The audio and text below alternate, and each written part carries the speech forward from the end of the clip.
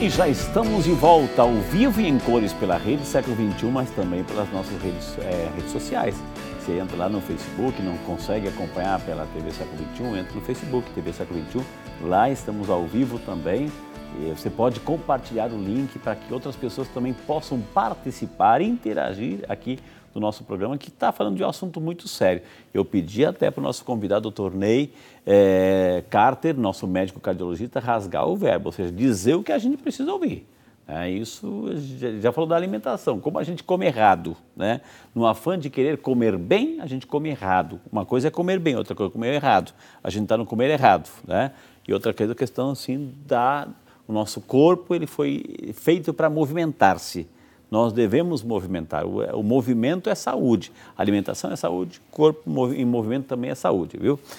Nós preparamos, doutor Ney, uma matéria sobre saúde do coração, que é o tema de hoje, saúde do coração. Eu vou chamar a matéria e depois eu gostaria que o senhor comentasse, por favor. Pois não. Vamos acompanhar. Todos nós sabemos que uma boa alimentação traz diversos benefícios para a nossa saúde. E claro que com o nosso coração essa regra não é diferente. Mas será que existem alimentos que estão diretamente ligados à saúde do nosso coração? Tem alimentos ricos, por exemplo, num tipo de gordura que é dita essencial, ou seja, eu não consigo produzir, eu preciso obter através da alimentação, que é o ômega 3. Então o ômega 3, ele está presente, né, nos peixes de água fria e uns peixes assim extremamente acessíveis e até saborosos, né, que a gente encontra bastante ômega 3 é a sardinha.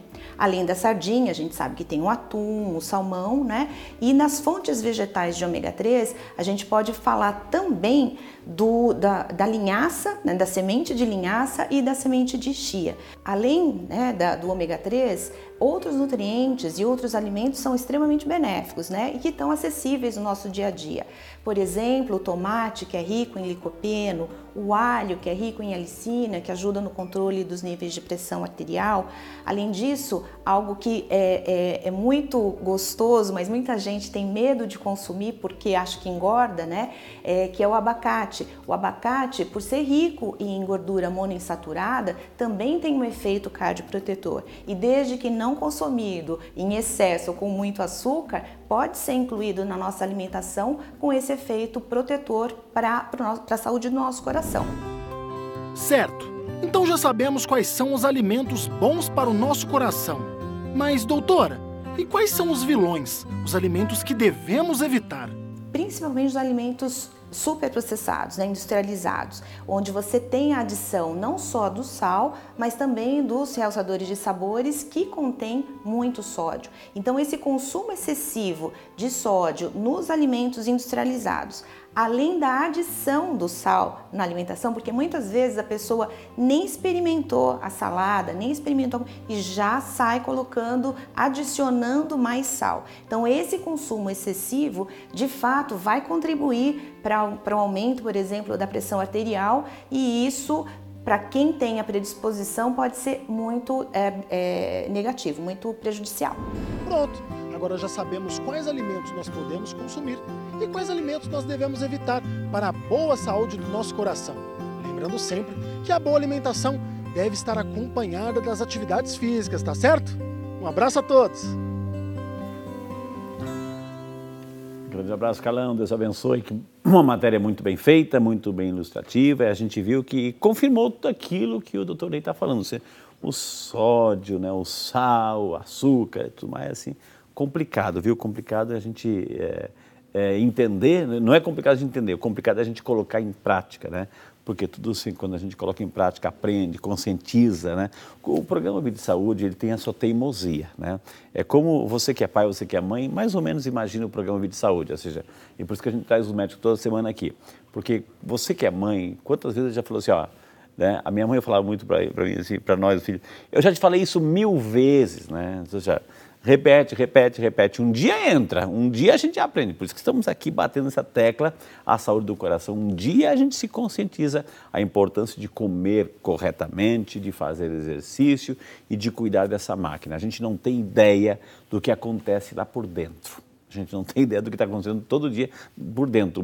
Por fora a gente vê, né? Por fora a gente vê, mas por dentro, gente, como disse o doutor Ney, são situações silenciosas que estão acontecendo, doutor. Exatamente. Seu comentário, doutor. Então vamos comentar. Primeiro, eu acho muito interessante a colocação dela no aspecto do ômega 3. Hoje, realmente, a gente ouve uma grande quantidade de propaganda de ômega 3, mas é preciso vocês saberem uma coisa. O ômega 3, ele realmente tem seus benefícios especificamente voltados para o triglicérides, o aumento do triglicérides no sangue, certo? Ele tem um benefício muito grande com orientação clara, tanto da Sociedade Americana de Cardiologia como na nossa sociedade. Isso especificamente nos últimos 40 dias foi muito ratificado. Então, você utilizar a fonte de ômega 3 de 2 a 4 gramas por dia, certo? Agora, é importante você saber que isso tem que saber de onde vem esse ômega 3. Ele tem da origem animal, dos peixes de água profunda, o arengue, a cavalinha, a sardinha, o salmão e das fontes vegetais, como ela citou, a chia, a linhaça e tem outras fontes que o crio, que você pode obter. Agora, é importante a utilização disso, que é uma parte do tratamento. Ela não é a toda. Com relação à colocação do vilão. O vilão, como eu já tinha comentado com vocês, você tem a quantidade excessiva do açúcar, mas muito grande. Eu quero lembrar que tem batatas que você consome em fast foods que ela já vem adicionada açúcar nela. Você imagina que é aquela batata que foi cortada. A própria batata já tem carboidrato, mas não, ela foi preparada. Lembre-se de uma coisa, se você consumir um pedaço de chocolate amargo, 99%, você vai cuspir, porque ele está amargo. Mas se esse chocolate for passado com mel, você vai gostar. Porque o nosso corpo, as nossas papilas gustativas, aquelas bolas lá atrás na nossa língua, elas são mais preparadas para aquilo que é gostoso. Nosso cérebro trabalha com o que é bom. O que é ruim, ele se afasta. Então, ele vai querer o que é bom. Mas nem sempre o que é bom é o melhor para nós. Então, entender esse vilão, a quantidade excessiva de açúcar, a quantidade do processamento do alimento, muito importante que ela diz, os nossos alimentos são muito processados. Vamos voltar para a cozinha da nossa avó, da nossa mãe, da nossa bisa. Vamos voltar a sair do processamento. Vamos para a horta, vamos para a horta. Vamos para a horta. Podemos ir para a horta, sim, devemos sair disto para poder reduzir a carga da oxidação que está fazendo no sangue. Nossas células se oxidam. Essa oxidação que eu falo é o enferrujamento das células dentro da própria célula. E isso vem muito com esse processamento alimentar. Isso são esses 2 comentários que eu queria fazer. E como as células se reproduzem, né, pode ser nessa duplicação, nessa reprodução, algo acontece de errado e aí surge uma célula negativa, digamos assim, o câncer se instala, entre outras coisas, viu? Doutor, perguntas estão chegando aqui. A Maria Laide Santos, de Estância, lá no Sergipe, acompanhando. Dona Maria Laide, um beijo para a senhora, Deus abençoe. Ela quer saber o que é arritmia cardíaca, o coração que foi programado assim, para bater num compasso, né, com uma música, de repente tem uma arritmia. Quer perguntar o que é, porque ela disse que o seu esposo, José, tem arritmia. Muito bem, dona Maria. Então, vamos ver. A arritmia cardíaca seria o ritmo do nosso coração, nasce no nó sinusal. É uma estrutura que tem dentro do nosso coração que estimula o coração, o impulso. Esse impulso nasce no nosso coração, tem 4 cavidades. Na parte superior, ele se estimula, vai para o lado esquerdo, o átrio esquerdo, sai do átrio direito para o átrio esquerdo, depois ele caminha e vai se difundindo para os ventrículos, as 2 outras cavidades. Quando você tem uma arritmia, ela pode ser da parte superior dos átrios ou pode ser da parte inferior dos ventrículos. Quando é da parte superior, supraventricular, atrial. Quando é da parte inferior, ventricular. Então, extrasístoles da parte inferior ventriculares ou extrasístoles da parte superior atriais. Então, quando você tem o ritmo do coração, tum-tá, coração bate de 50 a 100 batimentos. Essa é a média. O melhor batimento que a gente pode ter é 70. É o ideal, de 70 a 80. Quando você tem uma extrasístole, um batimento precoce, ele pode ser da parte superior como da parte inferior. Aí você pode ter as complicações dessas arritmias. Taquicardias atriais ou ventriculares. E aí vem os outros tipos de arritmia. Então, uma arritmia não é bom para o coração, doutor? Nós não temos o nosso coração batendo 100% perfeitamente. Ok. É muito difícil você ter. Se você colocar um Holter de 48 horas, 72 horas, um Holter, um eletrocardiograma de longa duração, vai medir os batimentos, vai avaliar, vai quantificá-los. Você vai observar ectópicos, sejam atriais... Variações. Ou pequenas variações. Extrasístoles, ectópicos, atriais ou ventriculares. Você vai observar. Você tem que saber a quantidade e a junção, se você sente algo ou não naquele momento. O que a pessoa pode sentir? Porque Mas aí ela anota, Tá. ela tem um folheto que ela entendi. anota.